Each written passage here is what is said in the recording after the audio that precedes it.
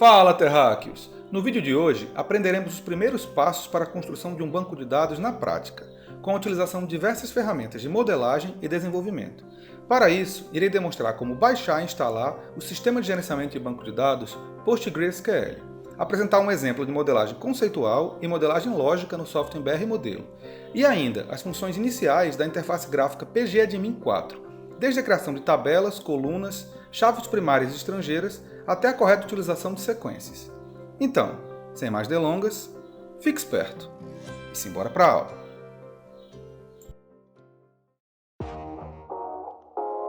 Inicialmente, acessaremos o site oficial do Postgres e clicaremos no botão Download, que fica no menu superior da tela. É possível verificar que este SGDB é compatível com diversos sistemas operacionais, dentre eles o Linux e o Windows. Nesta videoaula, entretanto, utilizaremos apenas o Windows 10.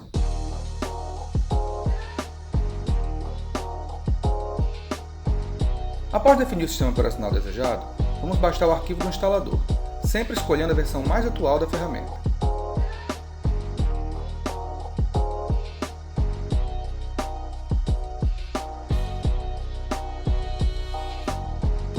Agora é só aguardar enquanto o arquivo é baixado. É importante frisar que o PostgreSQL é um SGDB, ou seja, um sistema gerenciador de banco de dados, como tantos outros existentes no mercado, assim como o Oracle e o MySQL. Porém, sua principal diferença é que ele é um sistema de código aberto e gratuito.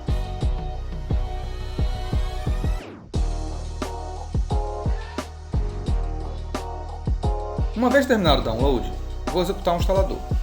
Nele, é possível definir algumas personalizações, tais como o diretório que o programa será instalado, quais serão as ferramentas instaladas, qual diretório que os arquivos serão salvos por padrão, qual a porta será utilizada pelo servidor e qual a senha inicial do superusuário. Definirei a senha como admin.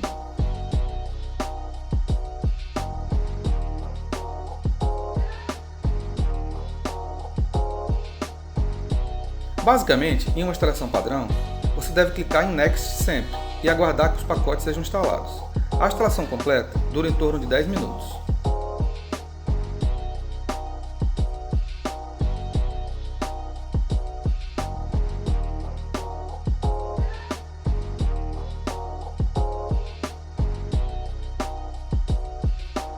Ao final, não esquecer de desmarcar esta opção, pois não vamos instalar nenhuma ferramenta adicional no momento.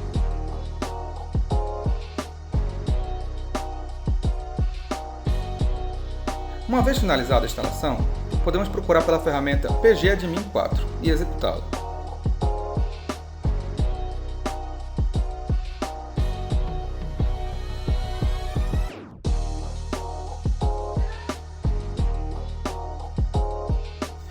Porém, antes de sua utilização, iremos verificar o diagrama de entidade de relacionamento, do exemplo que será trabalhado durante esta aula.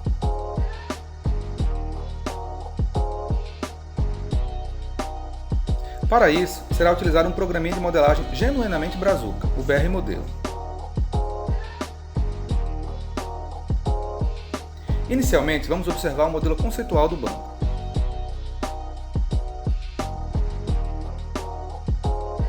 É possível perceber que trata-se de um sistema de venda de automóveis com uma entidade cliente e uma entidade carros.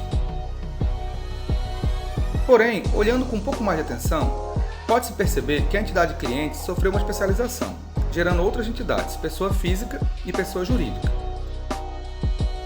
Outro ponto interessante é que o relacionamento entre cliente e carro também gerou uma entidade, pois a própria ação de comprar um carro gera seus dados específicos.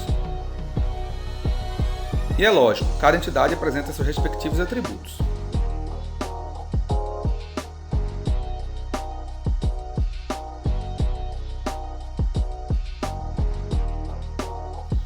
Agora, vamos ver o mesmo banco sob uma perspectiva de um modelo lógico.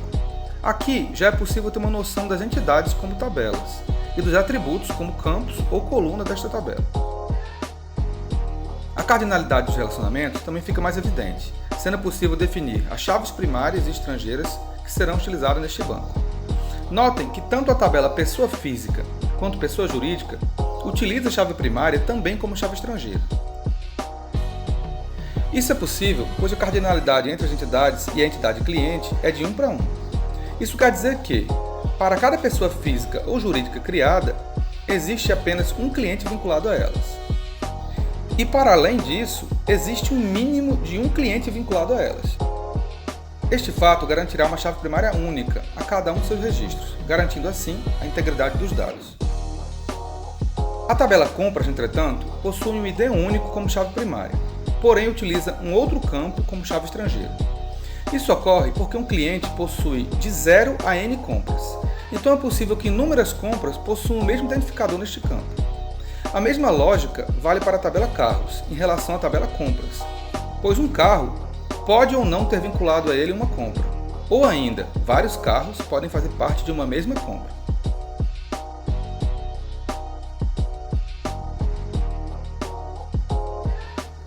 Agora, vamos voltar efetivamente à utilização do PGAdmin 4, que nada mais é do que uma interface gráfica administrativa do SGDB PostgreSQL. Notem que a ferramenta é aberta do próprio navegador. Na sua primeira conexão com o servidor PostgreSQL 12, que já vem definido como padrão, será solicitada a senha do superusuário, que já foi definida durante a instalação. É importante deixar claro que é possível criar outros servidores se assim desejarmos, mas eu utilizarei este mesmo, que já vem definido no sistema.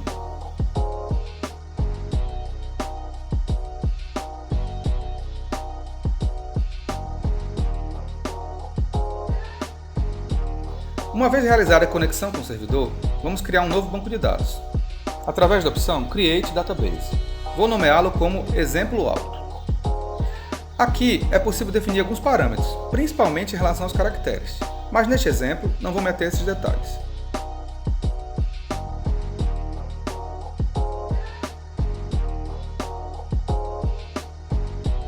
Ao acessar o banco recém-criado, notem que o PGAdmin já criou inúmeras opções relacionadas a ele. Vamos focar, no entanto, nos esquemas, mais especificamente na opção Public, que é onde criaremos nossas tabelas.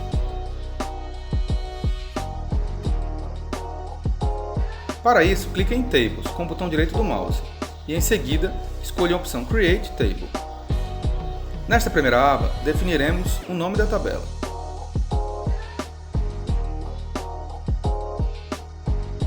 Já na aba Columns, definiremos as colunas dessa tabela, que nada mais são do que os atributos de nossa entidade. Para isso, vamos clicar no botão Mais, definindo o nome e o tipo do campo. O Postgres suporta muitas dezenas de campos, lembrando que uma definição incorreta do campo pode significar, no mínimo, que seu banco irá alocar espaços desnecessários de memória, ou até mesmo gerar erros durante o registro de dados. Por isso, é importante estudar os tipos de dados e defini-los com cuidado e critério. Para os dados do tipo texto, irei definir o tipo de dado como caractere, escolhendo seu tamanho em seguida.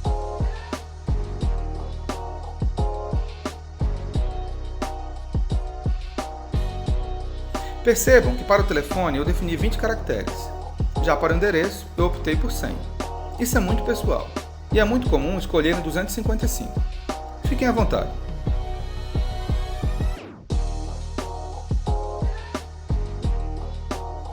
Também é possível definir quais os campos serão não nulos, ou seja, terão obrigatoriamente que conter informação. E ainda, quais serão os campos utilizados como chave primária. Os campos definidos como chave primária são metadados do sistema e terão que ser únicos em cada registro.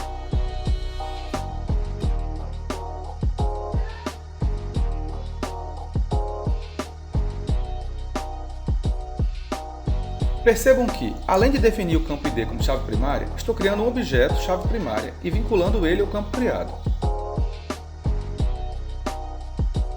Isso é realizado na aba Constraints, em Primary Key. Irei padronizar o nome das chaves primárias com o nome da tabela, seguido das letras PK, que são as iniciais de chave primária em inglês.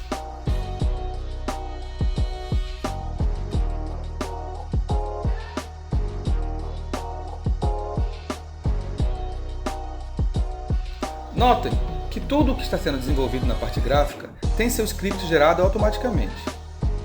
E o inverso também seria verdadeiro.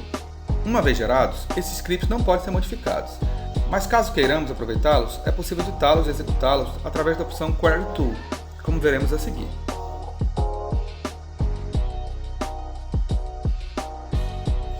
Uma vez criada a tabela cliente, vou repetir o processo com as tabelas pessoa física e pessoa jurídica.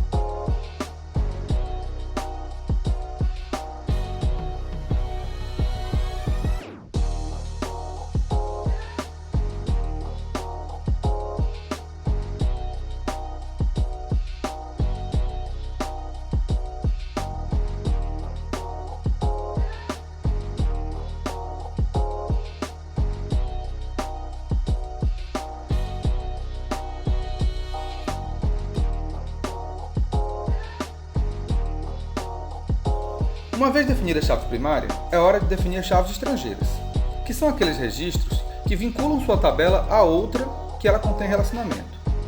Conforme dito anteriormente, as tabelas pessoa física e jurídica utilizam chave estrangeira também como chave primária.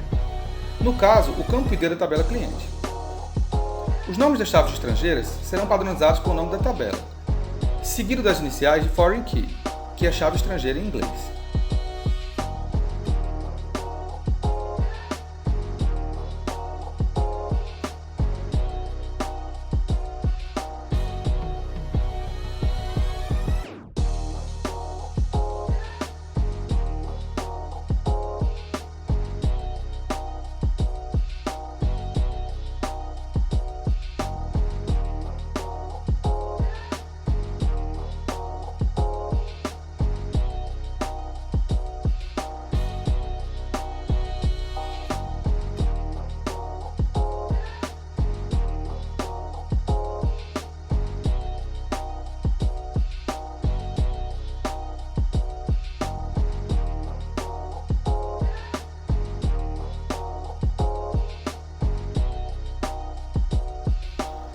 Agora, iremos criar as tabelas compra e carro, lembrando que em ambos os casos existirão campos distintos para a chave primária e a chave estrangeira.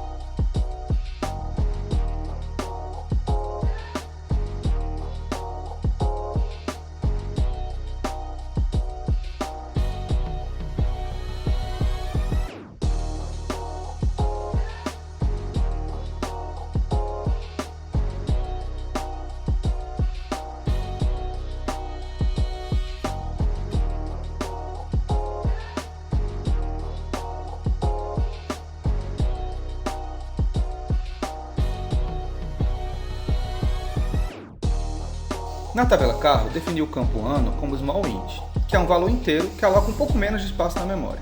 Porém, ao analisar a modelagem do banco, percebi que este campo estava definido como texto. Para fazer essa modificação, vamos copiar o script dessa tabela.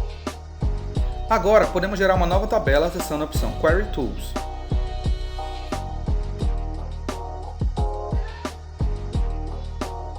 Colando o script copiado e apenas editando a linha referente ao atributo que quero modificar.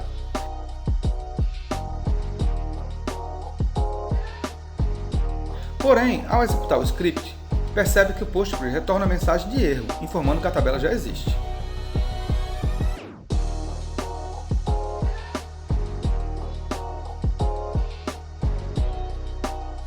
Para resolver esse problema, basta excluir a tabela e depois repetir o procedimento.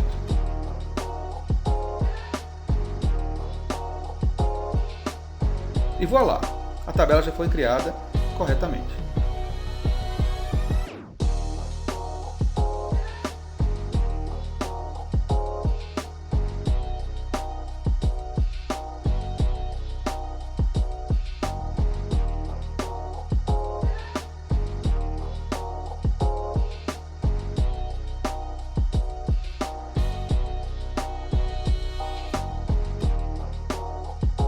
Agora, iremos testar o nosso banco inserindo alguns dados.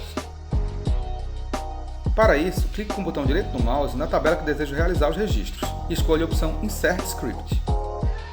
Ao fazer isso, iremos abrir o Query Tool com o modelo de script pronto, bastando apenas modificar alguns parâmetros de argumentos. Notem que inicialmente a função Insert tem 3 parâmetros, cada um referente a um campo da tabela. Vamos simular um registro e executar o script.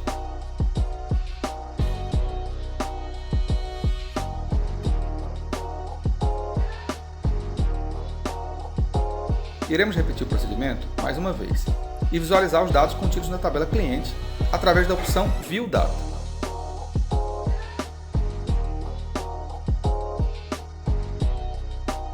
Até aí tudo certo, né? Mais ou menos. Na verdade, notem que eu inseri manualmente o metadado referente ao campo responsável por ser a chave primária da tabela. Lembre-se que este campo tem que obedecer a 2 regras magnas. Ele tem que ser não nulo e ele tem que ser único. Isso quer dizer que em nenhuma hipótese eu posso deixar de informá-lo, e em nenhuma hipótese ele pode ter valor igual a outro já existente. Vamos simular agora rodar o script de inserção dos registros, informando apenas 2 argumentos na função values, o que na prática iria gerar um novo registro de cliente com um campo ID nulo. Por isso, o Postgres retorna uma mensagem de erro, informando que a coluna ID nula iria violar a limitação que nós mesmos impusemos, de que o campo ID é not null. Outra mensagem de erro aparecerá se tentarmos inserir um novo registro com o número de ID que já existia no banco em um registro previamente gravado. Isto porque as chaves primárias precisam ser únicas. Para resolver estes problemas, o ideal é que os campos utilizados como chaves primárias sejam inteiros autoincrementados. Isso quer dizer que, para cada novo registro, o próprio SGDB procure um valor inteiro livre, ou seja, um número imediatamente superior ao registro com maior número, e em seguida inseri-lo automaticamente. Cada banco de dados tem sua própria maneira de fazer isso. No PostgreSQL, nós utilizamos as sequences. Existem algumas formas de criar essa sequência, mas a mais fácil delas é cadastrar as variáveis das chaves primárias com o tipo serial. O problema é que já cadastramos elas como tipo inteiro. Então, o que faremos é copiar o script de todas as tabelas, excluí-las e em seguida ir para a ferramenta Query Tool para realizar as alterações necessárias. Não se preocupe, vai dar tudo certo. Ao excluir as tabelas, é importante realizar uma sequência de fora para dentro, respeitando a dependência que uma tabela tem em relação à outra. Caso contrário, o Postgre irá retornar uma mensagem de erro.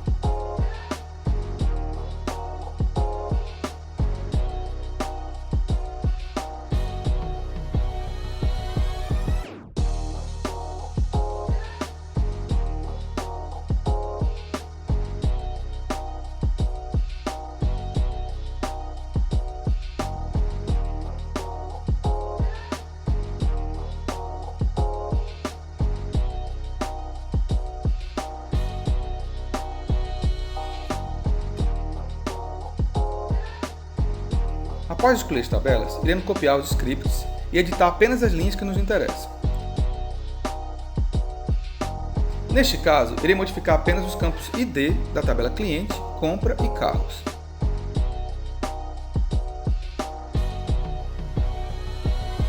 As chaves primárias da tabela pessoa física e pessoa jurídica estão vinculadas ao campo ID da tabela cliente, por isso não devem ser autoincrementadas.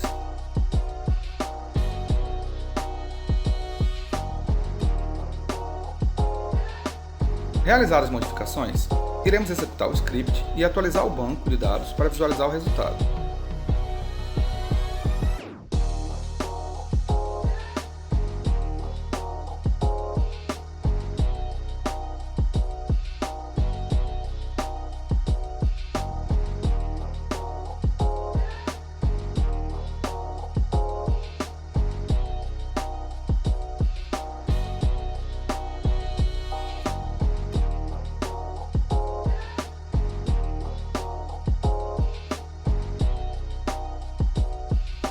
Aparentemente, vocês devem pensar que nada mudou.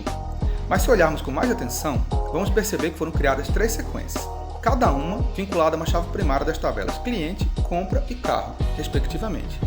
Cada sequência criada já define o número mínimo e máximo das sequências, bem como o valor de incremento, que por padrão é mais 1.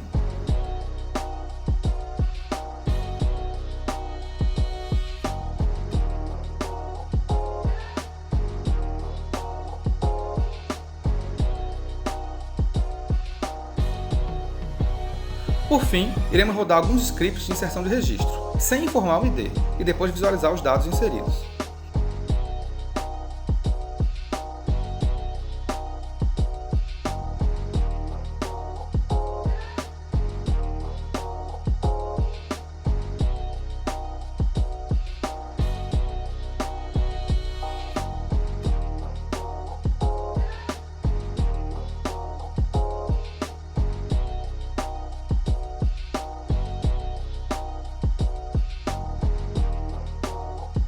Percebam que o campo ID está gerando os dados automaticamente. Sucesso!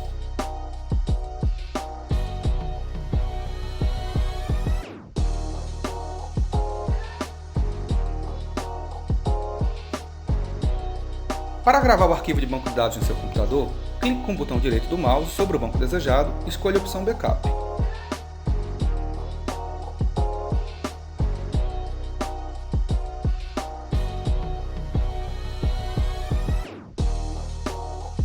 De forma análoga, caso queiramos restaurar o banco de dados, podemos utilizar a opção Restore e escolher o arquivo desejado.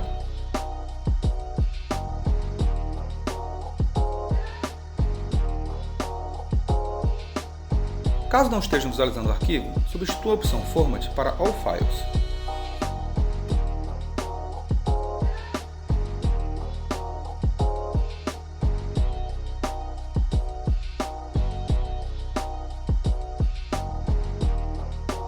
Em outras oportunidades, irei mostrar também como deletar registros, bem como realizar views utilizando diversos comandos SQL.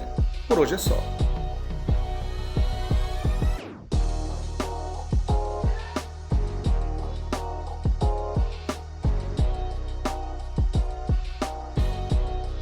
Espero que tenham gostado da aula.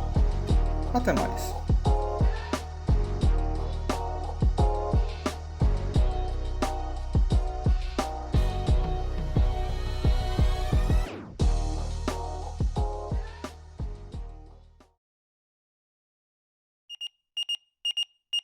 Laika